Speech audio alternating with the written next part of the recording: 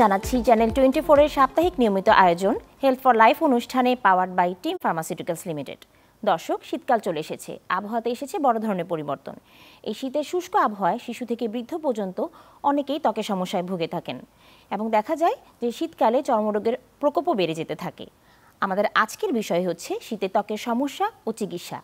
এই বিষয়ে আজকে পরামর্শ দেওয়ার জন্য উপস্থিত রয়েছেন আমাদের সাথে স্কিন অ্যালার্জি এবং ডার্মাটো সার্জারি বিষয়ে অভিজ্ঞ চিকিৎসক ডক্টর জাকির হোসেন গানি, অধ্যাপক sir Salimullah medical college, Mitford হাসপাতালের চর্ম ও যৌনরোগ বিভাগ। স্যার, স্বাগত জানাচ্ছি আপনাকে আমাদের আজকের অনুষ্ঠানে। স্যার, শীতকাল চলে এসেছে এবং আমরা দেখছি যে আবহাওয়াতে বেশ পরিবর্তন এসেছে। শীতকালে আবহাওয়াতে শুষ্কতার ভাব অনেক বেশি বেড়ে যায়।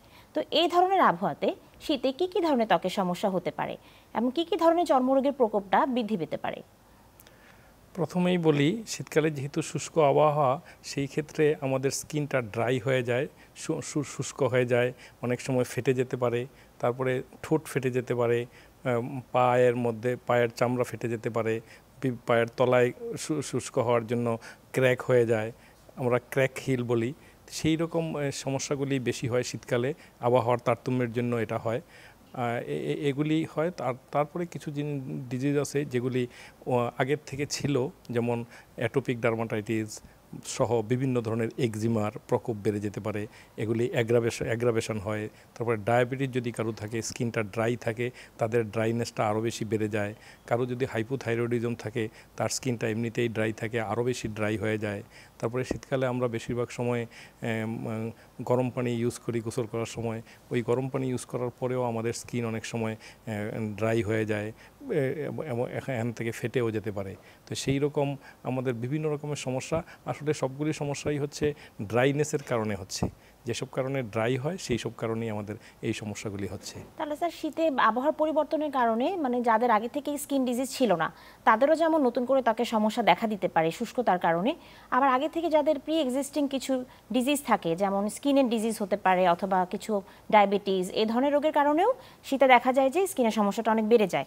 তাহলে এই ধরনের সমস্যা যাতে বেড়ে না যায়, শীতের শুরুতেই কি আমাদের কোনো প্রতিরোধমূলক ব্যবস্থা নেওয়ার প্রয়োজন আছে কিনা? যাদের প্রি এক্সিস্টিং সমস্যা থাকে তাদের ক্ষেত্রে ওই সব ডিজিজগুলিকে কন্ট্রোলে রাখতে হবে। যে ডায়াবেটিস থাকলে ডায়াবেটিসকে প্রপার কন্ট্রোলে রাখতে হবে, থাইরয়েড প্রবলেম থাকে থাইরয়েড সমস্যাকে ভালো মতো অ্যাড্রেস করতে হবে। তাছাড়া আমাদের যাদের কোনো রকম সমস্যা থাকে, নর্মাল স্কিন, তারাও স্কিনটা ড্রাই হয়ে যায়। তো সেই ক্ষেত্রে তাদেরকে শীতের শুরু থেকে যদি আমরা ইমুলিয়েন্ট বা অয়েল টাইপের কোনো জিনিস ইউজ করতে পারি, তাহলে আমার মনে হয় স্কিনটা ভালো থাকে। তাহলে স্যার, শীতে ত্বকের যত্ন নিয়ে যদি আমি একটু কথা বলি, তাহলে দেখা যায় যে অনেকেরই ব্রণের বা একনি সমস্যা থাকে। তাহলে সেক্ষেত্রে তারা যখন ময়শ্চারাইজার বা অয়েলি কিছু ইউজ করবে, তখন কি ত্বকের সমস্যাটা বেড়ে যেতে পারে কিনা, বা একনি বা ব্রণটা বেড়ে যেতে পারে কিনা? তো এই ক্ষেত্রে তারা কি ধরনের শীতে ময়শ্চারাইজার বা কি ধরনের প্রোডাক্ট ইউজ করলে তারা একটু ভালো থাকবে? একটা ইম্পর্টেন্ট জিনিস হচ্ছে, যদি একনি প্রন স্কিন যেগুলি, যাদের বেশি একনি হয়, তাদের স্কিনের ব্যাকগ্রাউন্ড স্কিনটা অলওয়েজ অয়েলি থাকে, অয়েলি স্কিনেই একনিটা বেশি হয়। সেই ক্ষেত্রে ওদের জন্য আমরা অয়েল ফ্রি ময়েশ্চারাইজার পাওয়া যায়, খুব বেশি অয়েলি হবে না, অয়েল ফ্রি ময়েশ্চারাইজার পাওয়া যায়, এই সব ময়েশ্চারাইজার ইউজ করতে পারি। সাথে ট্রিটমেন্ট অফ একনি তো আছেই, ওরকম হলে তাদের জন্য সুবিধা। আর যাদের একনি প্রন না, তাদের জন্য তো রেগুলার ময়েশ্চারাইজার ইউজ করা যাবে।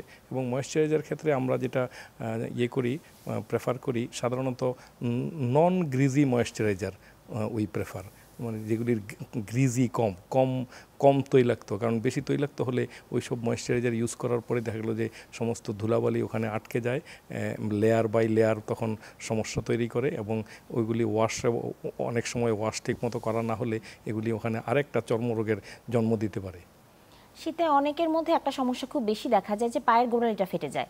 সে সময় পায়ের গোড়ালি ফাটাটা কোনোভাবেই ভালো হতে চায় না। তো ওই সময় কি শুধু ময়শ্চারাইজার এবং গ্লিসারিন ব্যবহারটাই যথেষ্ট কিনা, না আরও কিছু ধরনের ট্রিটমেন্ট আছে কিনা পায়ের গোড়ালি ফাটার জন্য? পায়ের গোড়ালি শুধু শীতকালে না, নর্মালিও ফেটে যায়। কারো টেন্ডেন্সি হচ্ছে গোড়ালি ফেটে যাওয়া। শীতকালে সাধারণত এটা অ্যাগ্রাভেশন হয়। হ্যাঁ, গোড়ালি ফেটার আর শীতে নতুন করেও কারো কারো গোড়ালি ফাটতে পারে, যেহেতু ময়েশ্চারের অভাব হয়, এপিডার্মাল ওয়াটার লসের বিষয় আছে, এই জন্য বেশি ফাটতে পারে। তো সেই ক্ষেত্রে যদি ফেটে যায়, হাঁটতে অসুবিধা হয়, তখন আমরা শুরু করি হচ্ছে একটা অ্যান্টিবায়োটিক দিয়ে শুরু করি, যে কোনো একটা প্রপার অ্যান্টিবায়োটিক চুজ করে অ্যান্টিবায়োটিক দিয়ে শুরু করি, যদি চুলকায় অ্যান্টিহিস্টামিন। তারপরে কিছুদিন পরে যখন ফাটাটা শুকিয়ে যাবে, তখন আমরা প্রপার ময়েশ্চারাইজিং এজেন্ট ইউজ করব।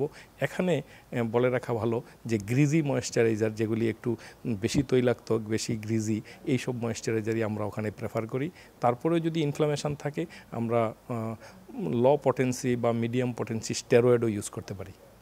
আচ্ছা স্যার, আপনি এটোপিক ডার্মাটাইটিস এবং অ্যালার্জি সমস্যার কথা বলেছেন যে শীতে এই ধরনের সমস্যা বেড়ে যেতে পারে। তো এই ধরনের সমস্যাতে কিভাবে চিকিৎসা আমরা করে থাকি? অ্যাটোপিক ডার্মাটাইটিসের মেইন সমস্যা বা এক্সিমাতে মেইন সমস্যা যেটা হয়, অ্যাটোপিক এক্সিমাতে তার স্কিনটা নর্মালি ড্রাই থাকে, তার স্কিনের টেক্সচারটা নর্মালি ড্রাই থাকে, মানে সবসময় ড্রাইনেসটাই হচ্ছে একটা ক্রাইটেরিয়া অ্যাটোপিক ডার্মাটাইটিসের। তো সেই ক্ষেত্রে শীতকাল আসলে ওই জিনিসটা আরও বেশি প্রকট হয়ে ওঠে, কারণ ওই জায়গায় বেশি ড্রাইনেস আগের থেকে ছিল, আরও যদি শীতকালের ড্রাইনেস যোগ হয় তখন আরও বেশি ড্রাই হয়ে যায়। স্কিন সাধারণত ফেটে চৌচির হয়ে যেতে পারে, বাচ্চাদের বেশি হয় সাধারণত। বাচ্চা অবস্থায় সে তো আসলে তার ত্বকের যত্ন ঠিক মতো নিতে পারে না, আরও বেশি সমস্যা হয়। সেই ক্ষেত্রে আমরা মায়েদেরকে বলবো যে বাচ্চার জন্য বেশি বেশি ময়েশ্চারাইজার, ইমোলিয়েন্ট, বিভিন্ন রকম মিনারেল অয়েল, লিকুইড প্যারাফিন, বিভিন্ন রকম অলিভ অয়েল, এইসব গায়ে মাখতে, তাহলে স্কিনটা যেন ভালো থাকে। স্কিনটা অ্যাটোপিক ডার্মাটাইটিস ট্রিটমেন্টের মেইন থিমই হচ্ছে use moisturiser. It is the main stay of ট্রিটমেন্টের আসল ধাপই হচ্ছে ময়েশ্চারাইজার। এরপরে বিভিন্ন রকম সময়ে বিভিন্ন রকম চিকিৎসা যোগ করতে হয়, বিভিন্ন রকম ওষুধ অ্যাড করতে হয়, কিন্তু মেইন স্টে অফ ট্রিটমেন্ট হচ্ছে ময়েশ্চারাইজার ইউজ। স্যার, শীতকালে অনেক দেখা যায় যে অনেকে গোসল করতে চান না শীতের জন্য, তো পরিষ্কার পরিচ্ছন্নতার কিছুটা হয়তো অভাব দেখা যায়, এই কারণে কি শীতকালে কিছু চর্মরোগের প্রকোপ বাড়তে পারে কিনা? গোসল করতে চান না, বিভিন্ন ডেট দিয়ে গোসল করেন, অনেকে এই ডেটে ওই ডেটে এরকম করে গোসল করেন। তো ওইরকম করে গোসল করলে হয় কি, ফাঙ্গাল ইনফেকশান, স্কেবিস, যেগুলি খুব কমন স্কিন ডিজিজ, এগুলির প্রকোপ বেড়ে যেতে পারে। কারণ বডির ইমিউনিটি যদি কোনো কারণে কমে যায়, তখন সাধারণত এই ডিজিজগুলি বেশি হয়। তো ওখানে এইসব ডিজিজগুলি সাধারণত বেড়ে যেতে পারে। যদি পেশেন্ট ডায়াবেটিক হয়, তার চান্স আরও বেড়ে যায়, কারণ গোসল তো একটা পরিচ্ছন্নতার একটা বড় অঙ্গ, তো সেই ক্ষেত্রে তার এইসব ডিজিজগুলি খুব বেশি হয়। আর শীতকালে আমরা গোসলের সময় আমরা নর্মাল পানি অথবা কুসুম গরম পানি ইউজ করব, খুব বেশি গরম পানি ইউজ করব না, কারণ গরম পানি ইউজ করলে চুল থেকে শুরু করে সব জায়গাতেই সমস্যা হবে, কারণ চুল ড্রাই হয়ে যাবে, চুল পড়ে যাওয়ার চান্স থাকে। তারপরে গায়ের মধ্যে যদি আমরা খুব বেশি গরম পানি ইউজ করি, তাহলে স্কিন বেশি ড্রাই হয়ে যাওয়ার চান্স থাকে। অনেকে মনে করি যে গরম পানি ছাড়া তো গোসল চলবেই না, কিন্তু আমাদের গরম পানি বেশি ইউজ করলে আমাদের স্কিনটা ড্রাই হয়ে যাওয়ার চান্স থাকে, কারণ শীতকালে এমনিতেই হিউমিডিটি কমে গিয়েছে, তো ওখানে স্কিনটা আরও বেশি ড্রাই হয়ে যাওয়ার চান্স থাকে। তো আমরা গোসল করার পরপরই কোনো একটা ময়েশ্চারাইজিং এজেন্ট হোল বডি সারফেসে আমরা ইউজ করব। শীতকালে ত্বকের সমস্যার সাথে সাথে যদি আমি চুলের সমস্যার কথা একটু আসি এখানে, তো চুলের কি ধরনের, যে হেয়ার স্কাল্প যেটা আছে সেখানে কি ধরনের সমস্যা হতে পারে, যেমন খুশকি বেড়ে যেতে পারে কিনা, বা চুল পড়া, এই ধরনের প্রবলেম কি হতে পারে কিনা? খুশকি আসলে ওইটা আলাদা একটা জিনিস। খুশকি আসলে কারো কারো হয়, কারো কারো হয় না, কারো কারো একটু বেশি হয়। ওগুলি আসলে তার অ্যাংজাইটি, তার ডিপ্রেশন, বিভিন্ন কারণ আছে খুশকির। তারপরে হচ্ছে it is an variety of internal এক্সিমা, dandruff বা সেবোরিক ডার্মাটাইটিস যেটা বলি। তারপরে কিছু সেবোরিক ডার্মাটাইটিস বা ড্যান্ড্রাফ হয় হচ্ছে ইন্টারনাল কোনো ডিজিজের সাথে অ্যাসোসিয়েটেড। এটা not necessarily with cold weather না, এটা আসলে বিভিন্ন ইন্টারনাল ডিজিজ, বডির ইমিউনিটি কমে গেলে সেবোরিক ডার্মাটাইটিস বেশি ডেভেলপ করে। এটা সাধারণত দেখা যায় যে ড্যান্ড্রাফটা হচ্ছে সেবোরিক ডার্মাটাইটিসের একটা মাইল্ডার ভার্সান। ওইটা আসলে হচ্ছে ওই কারণে, যদি কারোর ডিজিজ কোনো সমস্যা থাকে, ইন্টারনাল কোনো প্রবলেম থাকে, তখন হয়। আর সাথে সাথে কারো ফ্যামিলিয়ালিও ড্যান্ড্রাফ হয়, ফ্যামিলিয়ালিও অনেকে একটু অ্যাংজাইটি প্রন থাকে, ইমোশনালি ডিস্টার্ব থাকে, তাদেরও বেশি খুশকি হয়। তো সেটার সাথে আসলে ড্রাইনেসের সম্পর্ক আছে। তবে স্কিনটা ড্রাই হয়ে গেলে চুলকায়, স্কাল্পটা যখন ইচিং হয়ে যায়, তো ইচি হয়ে যায়, তখন ওখান থেকে চুল পড়ে যাওয়ার চান্স থাকে। খুব বেশি যদি রাব করা হয়, তখন চুল পড়ে যাওয়ার চান্স থাকে। আচ্ছা, কোল্ড অ্যালার্জি নামে একটা টার্ম আছে, কোল্ড অ্যালার্জি বিষয়টা কি? কোল্ড অ্যালার্জি হচ্ছে আমরা যখন শীতকালে সাধারণত যারা অ্যাটোপিক স্পেশালি তাদের এই অ্যালার্জিগুলি ওখানে এই অ্যালার্জিগুলি বেশি হয়। কোল্ড অ্যালার্জি বিভিন্ন রকম হতে পারে, কোল্ড আর্টিকেরিয়ার ফর্মে হতে পারে, কারো গোসল করার পরে গা চুলকায়, তারপরে কারুর গোসল করার পরে গা ফুলে যায়, তারপরে বেশি ঠান্ডা এনভায়রনমেন্টে গেলে রেনল্ডস টাইপের একটা সমস্যা আছে, হাত পায়ে ব্যথা করে, হাত পায়ের আঙ্গুলের মধ্যে স্পেশালি ব্যথা করে।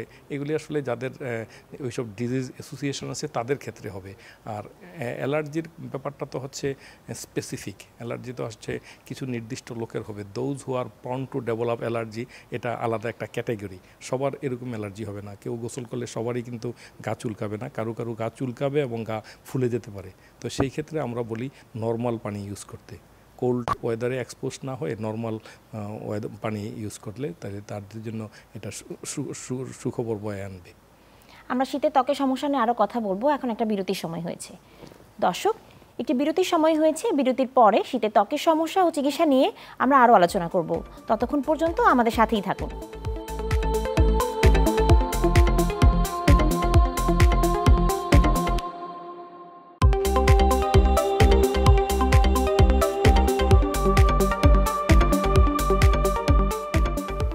দর্শক, আবার আমন্ত্রণ জানাচ্ছি হেলথ ফর লাইফ অনুষ্ঠানে।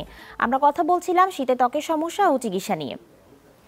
স্যার, আমরা এতক্ষণ শীতের ত্বকের অনেকগুলো সমস্যা নিয়ে জানতে পেরেছি। আমি একটু বয়স ভেদে যদি এখন যাই, যে শিশু এবং বৃদ্ধ এদের কি শীতে ত্বকের সমস্যাটা বেশি বেড়ে যায়? এদেরকে কোনো এক্সট্রা যত্নের প্রয়োজন আছে কিনা? Thank you, good question. আসলে শীতে বয়স্ক এবং বাচ্চাদের ক্ষেত্রে আমরা দুইটা গ্রুপকেই এক্সট্রিমস অফ এইজ বলি, দুইটাতেই আমরা আসলে একই রকমভাবে চিকিৎসা করতে চাই। বাচ্চাদের ক্ষেত্রে, বয়স্কদের ক্ষেত্রে শীতে গরম কাপড় চোপড় পরে থাকতে হবে। গরম কাপড় চোপড় পরে থাকার একটা সুবিধা হচ্ছে যেন হিট লসটা তার কম হয়। তাকে শরীরটা যদি গরম থাকে তাইলে তার স্কিনটাও ভালো থাকবে। এই জন্য ওয়েল ড্রেসড থাকতে হবে বাচ্চাদেরকে এবং বয়স্কদেরকে, কারণ এই দুই এক্সট্রিমস অফ এইজেই কিন্তু এই সমস্যাগুলি বেশি হয়। দুইটারই স্কিন বেশি ড্রাই হয়ে যায়। শীত আসলেই বয়স্কদের ক্ষেত্রে যেই সমস্যাটা বেশি হয়, স্কিন খুব বেশি ড্রাই হয়ে যায়, অনেক জেরোটিক এক্সিমা, জেরোসিস, সেনাইল জেরোসিস বলি আমরা। ওই সব ক্ষেত্রে তাদেরকে মানে অ্যাপ্রোপ্রিয়েট ময়েশ্চারাইজার ইউজ করতে হবে, শাকসবজি ফলমূল এসব বেশি খেতে হবে, স্কিনটা যেন স্পেশালি ভিটামিন এ, স্কিনটা যেন ভালো থাকে। হ্যাঁ, আর বাচ্চাদের ক্ষেত্রে বাচ্চাদের স্কিনটা ভালো রাখার জন্য আমরা অয়েল ড্রেস করে রাখবো, প্লাস হচ্ছে সাথে ইমোলিয়েন্ট ইউজ করব। ওদের ক্ষেত্রে বিভিন্ন ধরনের মিনারেল অয়েল পাওয়া যায়, বিভিন্ন রকম সফট অয়েল পাওয়া যায়। এইসব অয়েলগুলি ওদেরকে গোসলের পরে, রাতে শোবার সময় এগুলি আমরা ইউজ করব যাতে বাচ্চাদের স্কিনটা ভালো থাকে। আমরা কিছু ময়শ্চারাইজারের ক্ষেত্রে দেখেছি যে বাজারে যে ময়শ্চারাইজারগুলো পাওয়া যায়, অনেক সময় সেই ময়শ্চারাইজারগুলোতে এটোপিক ডার্মাটাইটিস বা বৃদ্ধদের যে জেরোসিস বা ড্রাই স্কিনের যে প্রবলেমগুলো, ওগুলোতে যেতে চায় না। শুধুমাত্র চর্মরোগ বিশেষজ্ঞরা কিছু স্পেশাল ময়শ্চারাইজার প্রেসক্রাইব করে থাকেন, যেগুলো হয়তো নর্মাল বাজারে পাওয়া যায় না। তাহলে এক্ষেত্রে যাদের এই ধরনের সমস্যা বেশি হচ্ছে শীতকালে, তাদের অবশ্যই চর্মরোগ বিশেষজ্ঞের সাথে দেখা করে তারপর হচ্ছে এই সমস্যাগুলো সমাধান করতে পারে তারা। তো আপনি প্রথমেই কিছু প্রি এক্সিস্টিং সিস্টেমিক ডিজিজ, যেমন ক্রনিক ডিজিজ যেগুলো থাকে, ডায়াবেটিস, হাইপোথাইরয়েডিজম, এই ধরনের রোগের কথা বলেছিলেন, যে তাদের যে শুষ্ক ত্বকটা থাকে সেটা শীতকালে আরও বেড়ে যেতে পারে। তো ডায়াবেটিস রোগীদের ক্ষেত্রে আমি একটু জানতে চাচ্ছিলাম এই শুষ্ক ত্বকের কারণ বা এর চিকিৎসাগুলো কিভাবে করা যেতে পারে। ডায়াবেটিসের মেইন সমস্যা যেটা হয় সেটা হচ্ছে ডায়াবেটিসে কার্বোহাইড্রেট যেটা আমরা বলি সেটা ঠিকমতো বার্ন হয় না, সেখানে ফ্যাট বার্ন হয়ে যায়। কার্বোহাইড্রেটের ফায়ারে ফ্যাট বার্ন হয়ে যায়। তো যদি ফ্যাট বার্ন হয় তখন যে আন্ডার দি স্কিন যেই ইয়েটা থাকে, ফ্যাটটা থাকে, সেটা বার্ন হয়ে যায়, যার জন্য স্কিনটা ড্রাই হয়ে যায়। স্কিন ড্রাই হয়ে গেলে স্কিনটা অনেক বেশি ড্রাইনেস হচ্ছে চুলকানির একটা কারণ, স্কিনটা চুলকায়। তারপরে ডায়াবেটিসে বডির ইমিউনিটি কমে যায়, তখন বিভিন্ন রকম fungal infection, candidal infection, scabies এগুলি বেশি হয়, তখনও স্কিনটা অনেক বেশি চুলকায়। তো ওই সব চুলকানির কারণে বিভিন্ন রকম আস্তে আস্তে এক্সিমেটাস কন্ডিশন হয়ে যায়, ড্রাইনেস লিডিং টু এক্সিমা, আলটিমেটলি একটা এক্সিমেটাস কন্ডিশন হয়। তো ডায়াবেটিসের ড্রাইনেসটাই এবং বডির ইমিউনিটি কমে যাওয়া, দুইটা ফ্যাক্টরই হচ্ছে একসাথে যখন অপারেটিং হয় তখনই এইসব সমস্যাগুলি বেশি হয়। তাহলে শীতে শুষ্কতার জন্য যে চুলকানিটা হয় সেটা ছাড়াও ফাঙ্গাল ইনফেকশন বা ডায়াবেটিস, হাইপোথাইরয়েডিজম এই ধরনের রোগীদের বিভিন্ন রোগও প্রকোপ বাড়তে পারে শীতকালে, যেমন ফাঙ্গাল ইনফেকশন এবং বিভিন্ন ধরনের চর্মরোগ। তো এই কারণে শীতকালে শুষ্ক ত্বকের জন্য শুধু ময়শ্চারাইজার ইউজ করলেই হবে না, সেক্ষেত্রে তো ফাঙ্গাল ইনফেকশন, স্ক্যাবিস এই ধরনের জন্য আলাদা চিকিৎসা আছে। আলাদা চিকিৎসা আছে, কারণ ফাঙ্গাল ইনফেকশনের জন্য অ্যান্টিফাঙ্গাল ড্রাগ দিয়ে আমরা চিকিৎসা করব। স্কেবিসের জন্য অ্যান্টিস্কেবিটিক ড্রাগ আছে। আমাদেরকে এই জিনিসগুলো মাথা রাখতে হবে যে চুলকালেই যে সব শুধু জেরোসিসের জন্য হবে বা ড্রাইনেসের জন্য হবে এমন না, তার প্রি এক্সিস্টিং বা তার সাথে কনকমিটেন্ট কোনো ডিজিজ আছে কিনা যেগুলিতে চুলকানিটা হয়। এই ধরনের চর্মরোগে স্যার কিছু কিছু চর্মরোগ থাকে যে বেশ ছোঁয়াচে হয়ে থাকে, তো এই ক্ষেত্রে দর্শকদেরকে কি পরামর্শ দিবেন? যেমন স্ক্যাবিস একটা খুব ছোঁয়াচে রোগ, ফাঙ্গাল ইনফেকশনটাও ছোঁয়াচে রোগ। সেই সব ছোঁয়াচে রোগগুলির চিকিৎসা হচ্ছে prompt treatment of the patient with যাদের ফ্যামিলি মেম্বার আছে তাদেরকেও আমরা চিকিৎসা করতে চাই, কারণ এগুলি ছোঁয়াচে হওয়ার কারণে ফ্যামিলিতে ছড়ায়। যদি একজনের থাকে, এগুলি সাধারণত ইনস্টিটিউশনাল ডিজিজ বলি। স্কেবিসকে আমরা সাধারণত মাদ্রাসায় যারা পড়ে, যারা বিভিন্ন রকম হলে হোস্টেলে থাকে, এদের যারা একসাথে গাদাগাদি করে অনেকে থাকে, ওই রকম জায়গায় সাধারণত এইসব ডিজিজগুলি বেশি হয়। তো ওই ডিজিজ যখনই একটা এরকম ইনফেকশন ধরা পড়বে, তখন মোটামুটি ওই জায়গার ওই ফ্যামিলির বা ওই রোমের যত লোক আছে সবাইকে একসাথে চিকিৎসা দিতে হবে, কারণ তাহলেই স্কেবিস যাবে। কারণ স্কেবিস নির্মূল করতে হলে একসাথে সবার চিকিৎসা করতে হবে। আর যদি ফাঙ্গাল ইনফেকশন হয়, ফাঙ্গাল ইনফেকশনের চিকিৎসা সহজ আজকাল। ফাঙ্গাল ইনফেকশন কোন জায়গায় ফাঙ্গাল ইনফেকশন হচ্ছে ওইটা দেখে আমরা চিকিৎসা করি। সাইট অফ ইনফেকশন এটা খুব ইম্পর্টেন্ট। এটা মাথায় হতে পারে, এটা বডিতে হতে পারে, দুইটা ভাঁজে, স্কিনের যে ভাঁজ আছে, এক্সিলা, গ্রোইন, এইসব জায়গায় হতে পারে। তো ওইসব জায়গা ভেদে চিকিৎসা ডিফারেন্ট। ইভেন ফাঙ্গাল ইনফেকশন নখেও হতে পারে। তো এই জায়গা ভেদে চিকিৎসা ডিফারেন্ট, এবং কোন চিকিৎসাটা কতদিন লাগবে এগুলি জায়গার উপর নির্ভর করে। আমরা সাধারণত লোকাল এবং সিস্টেমিক দুই রকম অ্যান্টিফাঙ্গালি ইউজ করে থাকি এই ক্ষেত্রে। আচ্ছা, আজকাল থাইরয়েডের ডিসফাংশন বা হাইপোথাইরয়েডিজম রোগটাতে অনেকেই ভুগে থাকেন। এই হাইপোথাইরয়েডের অনেকগুলো সিমটমস আমরা জানি, কিন্তু ত্বকের যে একটা সমস্যা হতে পারে হাইপোথাইরয়েডিজমে, এটা সম্পর্কে হয়তো অনেক দর্শকই জানেন না। তো হাইপোথাইরয়েডিজমের ক্ষেত্রে ত্বকে কী কী ধরনের সমস্যা হতে পারে, বিশেষ করে শীতকালের প্রকোপটা কতটুকু বাড়তে পারে? হাইপোথাইরয়েডিজম স্কিনটা অনেক ড্রাই হয়ে যায়, স্কিনটা হয়ে থাকে। সাধারণত স্কিনের যেই টেক্সচার এটাও লস হয়ে যায়, হেয়ার লস হইতে পারে, বিভিন্ন রকম সমস্যা হইতে পারে। তারপরে হাইপোথাইরয়েডিজমের স্কিন যখন ড্রাই হয়ে যায়, তখন আমরা হাইপোথাইরয়েডিজমের জন্য যেই নির্ধারিত চিকিৎসা আছে, সেই চিকিৎসার ফাঁকে আমরা তাকে সবসময় ময়েশ্চারাইজ রাখবো, যাতে তার স্কিনটা কখনই ড্রাই হতে না পারে। কারণ ড্রাই হয়ে গেলে তার স্কিনে চুলকানি হবে, তার স্কিনের মধ্যে বিভিন্ন অন্য সমস্যা তৈরি হতে পারে, চুলকানি থেকে আবার অন্য সমস্যা তৈরি হতে পারে। তো সেই ক্ষেত্রে আমরা স্কিনটাকে সবসময় ময়েশ্চারাইজড রাখবো, আর সাথে হাইপোথাইরয়েডিজমের চিকিৎসা দিলে সে সুফল পাওয়া যাবে। আচ্ছা, একটা খুব গুরুত্বপূর্ণ বিষয়ে কথা বলতে চাচ্ছিলাম, সানস্ক্রিনের ব্যবহার। সামারে বা গ্রীষ্মকালে যেমন রোদের প্রকোপটা অনেক বেশি থাকে, সে সময় সানস্ক্রিন অনেকেই ব্যবহার করেন, কিন্তু শীতকালে অনেক সময় দেখা যায় যে রোদ নাই, সকাল থেকেই গ্লুমি ওয়েদার, ওই সময়ও কি সানস্ক্রিন ব্যবহারের প্রয়োজন আছে কিনা, এবং গরম আর শীতের যে সানস্ক্রিনটা সেটার থেকে কোনো পার্থক্য আছে কিনা? সানস্ক্রিন আসলে বিভিন্ন জনের জন্য বিভিন্ন রকম সানস্ক্রিন, বিভিন্ন স্কিনের জন্য বিভিন্ন রকম সানস্ক্রিন, বিভিন্ন ওয়েদারের জন্য বিভিন্ন রকম সানস্ক্রিন আছে। তো সানস্ক্রিন আমরা যেগুলি ইউজ করি, গ্লুমি ওয়েদার বা আউটডোরে রৌদ্র নাই বা হচ্ছে আমরা মানে ডাইরেক্ট সানলাইটে এক্সপোজ না হইলেও আমাদের সানস্ক্রিন ইউজ করতে হবে, কারণ রিফ্লেক্টেড লাইটের মধ্যেও কিন্তু আলট্রাভায়োলেট লাইট থাকে। তো সেই ক্ষেত্রে আমাদেরকে বাইরে বেরোলেই আমাদেরকে সানস্ক্রিন ইউজ করতে হবে। তো বৃষ্টি বাদ দিয়ে অন্য যে কোনো সময় আমাদেরকে সানস্ক্রিন ইউজ করতে হবে। তো সানস্ক্রিন বিভিন্ন টাইপের আছে। আমরা যেসব সানস্ক্রিনগুলি অয়েলি স্কিনের জন্য, অ্যাকনি প্রন স্কিনের জন্য একরকম সানস্ক্রিন, ড্রাই স্কিনের জন্য একরকম সানস্ক্রিন, শীতকালের জন্য সাধারণত আমরা ক্রিম বেসড সানস্ক্রিন ইউজ করি, যদি গরমকাল হয় তাহলে আমরা জেল বেসড সানস্ক্রিন ইউজ করি। তবে সানস্ক্রিনগুলির SPF বলি, সান প্রোটেকশন ফ্যাক্টর, এটা সাধারণত 50+, এই দেশের জন্য 50+ হওয়া উচিত, তাহলে মোটামুটি প্রোটেকশনটা খুব ভালো হবে। আর সানস্ক্রিন সবসময় ইউজ করতে হবে 15 to 20 minutes before going outdoor, বাইরে যাওয়ার আগে ইউজ করতে হবে, এবং পরিমাণ মতো সানস্ক্রিন ইউজ করতে হবে। আচ্ছা, সানস্ক্রিনটাকে আবার রিঅ্যাপ্লাই করতে হবে কিনা? কেউ যদি আউটডোরে বা কোথাও যায়, তখন আসলে কতক্ষণ পর পর সানস্ক্রিনটা রিঅ্যাপ্লাই করা উচিত? সানস্ক্রিনটা সাধারণত বলা হয় 140 to 150 মিনিটস একবার যদি ইউজ করা হয়, 140 to 150 মিনিটস পর্যন্ত এটার অ্যাকশান থাকে। কেউ যদি এর বেশি সময় রোদ্রে থাকে বা সান এক্সপোজ থাকে, তাহলে তাকে আবার রিঅ্যাপ্লাই করতে হবে, কারণ ওইটার অ্যাকশান ওই নির্ধারিত সময়ের পরে শেষ হয়ে যায়। স্যার একদম শেষ পর্যায়ে চলে এসেছি, একটা কোশ্চেন দিয়ে শেষ করব। আপনি এটোপিক ডার্মাটাইটিস অ্যালার্জিক যে রোগগুলোর জন্য স্টেরয়েড আমরা অনেক সময় প্রেসক্রাইব করি স্কিন ডক্টররা, সেই স্টেরয়েডের কিছু পার্শ্ব প্রতিক্রিয়া আছে, যেমন দীর্ঘমেয়াদী ইউজ করলে এক ধরনের পার্শ্ব প্রতিক্রিয়া হয়। সো আমরা খুব লিমিটেড টাইম বলি যে স্টেরয়েড ইউজ করতে, কিন্তু আর রোগীদের দেখা যায় যে তারা অনেক সময় দীর্ঘমেয়াদীভাবে স্টেরয়েড ইউজ করতে থাকে। তো ওটার পার্শ্ব প্রতিক্রিয়াটা জেনে আমরা স্যার আজকের অনুষ্ঠানটা শেষ করব। একটু পার্শ্ব প্রতিক্রিয়া জানতে চাচ্ছিলাম। স্টেরয়েড আসলে আমরা বাচ্চাদের ক্ষেত্রে ইউজ করতে চাই না। আমরা যেটা বলতে চাই সেটা হচ্ছে moisturiser is enough for treating atopic dermatitis. ময়েশ্চারাইজারই সাফিসিয়েন্ট, যদি ময়েশ্চারাইজার রাইটলি ইউজ করা যায়। তারপরে যদি শুধু ময়েশ্চারাইজার কাভার না করে তাহলে আমরা টপিক্যাল স্টেরয়েড ইউজ করব, যেটা কোনো সাইড এফেক্ট নাই। টপিক্যাল স্টেরয়েডের কোনো সাইড এফেক্ট নাই। বাচ্চাদের ক্ষেত্রে আমরা এই স্টেরয়েডটা টপিক্যালি ইউজ করব। তারপরেও যদি কোনোভাবেই কন্ট্রোল না হয় সেক্ষেত্রে অ্যান্টিবায়োটিক, সিস্টেমিক অ্যান্টিবায়োটিক এবং সিস্টেমিক স্টেরয়েড দিব। বাচ্চাদের ক্ষেত্রে ফর ভেরি শর্ট পিরিয়ড, খুব শর্ট পিরিয়ডের জন্য দিব, যেটাতে কোনো সাইড এফেক্ট হওয়ার চান্স নাই। কারণ সাধারণত স্টেরয়েডগুলো যদি লং স্ট্যান্ডিং ইউজ করা হয়, আর অ্যাটোপিক ডার্মাটাইটিস যেহেতু একটা সিস্টেমিক ডিজিজ, একটা লং প্রসেসের মধ্যে দিয়ে যেতে হয়, অতএব স্টেরয়েড সবসময় তাকে ইউজ করানো যাবে না। কারণ এটা অফ অ্যান্ড অন করে করে ইউজ করতে হবে। যখন তার খুব বেশি প্রয়োজন হবে তখন সে সিস্টেমিক স্টেরয়েড ইউজ করবে। Otherwise emollient, topical steroid, these are sufficient. Systemic স্টেরয়েডের সাধারণত প্রয়োজন হয় না। যদি প্রয়োজন হয় for very short period, control হয়ে গেছে আমরা স্টপ করে দিব।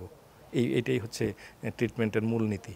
আচ্ছা, আমরা অনুষ্ঠানের একদম শেষ পর্যায়ে চলে এসেছি। আমরা সংক্ষিপ্ত সময় আজকে শীতকালে যে ত্বকের সমস্যা হতে পারে সেটা নিয়ে দর্শকদেরকে অনেকগুলো গুরুত্বপূর্ণ তথ্য আপনি দিতে পেরেছেন। আপনাকে ধন্যবাদ। দর্শক, আমরা অনুষ্ঠানের একদম শেষ পর্যায়ে চলে এসেছি। আজকে সংক্ষিপ্ত সময় আমরা শীতকালে যে ধরনের ত্বকের সমস্যা হতে পারে সেগুলো প্রতিরোধের উপায় এবং চিকিৎসা সম্পর্কেও জানতে পেরেছি। পরবর্তী এপিসোডে গুরুত্বপূর্ণ কোনো টপিক নিয়ে কথা বলবো। সকলের সুস্থতা কামনা করে আজকে এখানেই বিদায় নিচ্ছি।